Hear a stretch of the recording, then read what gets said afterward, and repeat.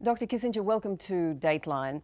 As outside observers to the Middle East peace process, we watch it being played out, sometimes with concrete, sometimes with phony standoffs. What do you see as the real obstacles to peace now in the Middle East? Well, I actually think there is a high probability of an agreement between the Israelis and Palestinians this summer. There are two levels of obstacles. One is the different perception of the Israelis and the Arabs towards the process of peace.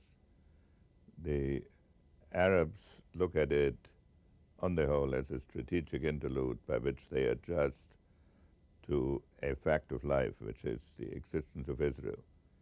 The Israelis look at it as a sort of a mystical experience where all the history of the last 50 years disappears and the area will live in an atmosphere of reconciliation. And I think that may happen someday, but not in the immediate future. Well, given what you describe as those two different attitudes, what is it, once we've reached the end of this so-called peace process, what kind of peace will it be? Well, concretely, there are two issues, two sets of issues, one between Syria and Israel. I believe that if Assad had lived, there would have been an agreement with Syria sometime this year, because the only issue really that it's left between Syria and Israel is about a small strip of land at the Sea of Galilee, which never belonged to Syria before 47, was occupied by them between 47 and 67, and about the significance of which is that if Syria reaches the shore of the Sea of Galilee, she could ask for fishing rights. And I have always thought one possible compromise is to let them reach the shore without fishing rights. That never used to be a huge issue in the past. The difficulty now is whether the son can make concessions that the father didn't make and that the father may have saved for the last round of negotiations, but now they may be frozen in concrete, at least for a while. That's between Syria and Israel. Between the Palestinians and Israel, my impression is that there is very big progress on the shape of the borders. The issues that are still open are return of refugees and some aspects of the status of Jerusalem. But I think that both sides have not by now come so far that I would be amazed if they would let the thing drop this summer, because they know if they require American help, that after our election, the new president, whoever he is, will need 6 months to organize his administration so that the next the next time the process could get started seriously, if it doesn't happen this fall, will be next summer. Yes. Let me just take you back to the Syrian aspect of these talks. You mentioned Bashar al-Assad. Do you share this widely held view that the sons of hard men like the former President Assad will be kinder, gentler leaders? Well, Syria is not a kinder, gentler place to begin with. And Assad governed by balancing the various interests in Syria with enormous skill and with enormous ruthlessness. And the Assad family belongs to the Alawite minority, which is about 12%, no more than 13% of the population. And they have to placate various interests. So even if the son is a kinder, gentler version, the only way he could conduct a kinder, gentler policy would be to establish his position firmly and quickly. Now, maybe he can do that, but one should not assume that. I would be amazed if he could do it quickly. You say that on the issue of the Palestinian negotiations, you'd be amazed if they let it drop. But how much is successful negotiation with the Palestinians dependent on Mr. Barak's situation domestically? The Shas party has had him by the throat and he's made concessions to them. Does it depend on his continuing concessions to these people? Yes, if there's an Israeli election, then everything will stop until that election. But I think at the end of the day, there's no Israeli political leader who will take the responsibility of aborting the peace process. Afterwards, I suspect that Barak himself will call an election and use that to ratify or fail to ratify the peace process. And just to finish on the Middle East, you mentioned this mystical view that the Israelis have of negotiations here. What kind of peace will this be? Will this be just a cold coexistence that we're talking about between the Palestinians and the Israelis, or will it be more than that? The Israelis don't have a mystical view of negotiation, they have a mystical view of the outcome. I believe that, the outcome will be that there will be many in Israel who will expect an immediate transformation. There will be some in the Arab world who think that this is now it's an occasion to gain time until the balance of forces can change. But there is a possibility that especially Israel, the Palestinian state, and Jordan can melt themselves into some kind of economic cooperative effort that creates such a such a different economic climate in those three countries that the surrounding countries may be tempted to follow the same path in the same cooperative effort. But one has to remember that for countries like Egypt, for example, and even Syria, the idea of an Israeli economically led Middle East is not a huge attraction. Dr. Kissinger, let me move closer to home, for us at least, to Indonesia. A great deal of head scratching is going on about Indonesia's President Wahid. You are an advisor to the president. What do you make of the man? Well, he did me the honor of making me might add, an unpaid advisor at his initiative. It was not anything I offered to him.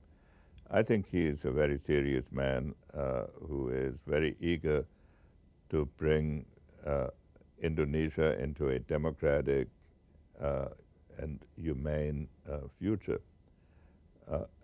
But he has been the spiritual leader of an opposition group all of his life, so that the day-to-day process of governing is not something in which he has a lot of experience. But I think that if the president can get through another year or so, that that progress will become evident. Well, he does seem to be a conundrum for most observers. He is at the helm of a populous and therefore very important nation, but his personal style appears to be quirky and erratic. I mean, do you think that he is in control of what is going on in his country? Well, his personal style is unusual, but so is the situation in Indonesia. My impression is that he thought that he needed to establish himself and the position of democratic Indonesia as a different state from the preceding one by making a lot of foreign trips and sort of showing the flag. In the process, he may have been away more than would have been desirable for running the country internally. But my guess is that he has understood this. Dr. Kissinger, is it nonetheless possible that President Wahid may preside over the disintegration of Indonesia, given the current difficulties in the Maluku Islands and the situation in West Papua? Well, I think if that were to happen, it would be a very unfortunate situation, not just for Indonesia, but for all of Indonesia's neighbors and for the ultimate peace of the area. Because if Indonesia disintegrates, one could imagine conditions developing along the lines of the Balkans with many years of conflicts until they settle down. And so I think the unity of Indonesia is a matter that should be of great concern to the democratic nations observing it. But I take it you have no sympathy then for the people of West Papua who have nothing at all in common with Indonesia and where they have gone so far as to declare their independence. I take it you have no sympathy for that position. I'm not saying that I have no sympathy for the people of West Papua or of Aceh or of the Moluccan Islands. I'm no real expert on these, and I would think it would be better for everybody if it developed in a federal direction. In the end, the outside world has to adjust to what the people of Indonesia themselves decide. Dr. Kissinger, let me take you to China. There have been US intelligence reports recently that have suggested that China is preparing to blockade an important Taiwanese port somewhere around September or October. Do you believe that there is a real possibility of that happening? I cannot imagine that that would happen in the middle of an American election campaign, and I would be disappointed if China decided to solve the Taiwan problem by military means. There is, of course, talk in this country about Australia's defence capacity. In fact, it's debating a reorganisation of its defence capacity now. And, of course, there is talk about the eventuality of a conflict in the Taiwan Strait.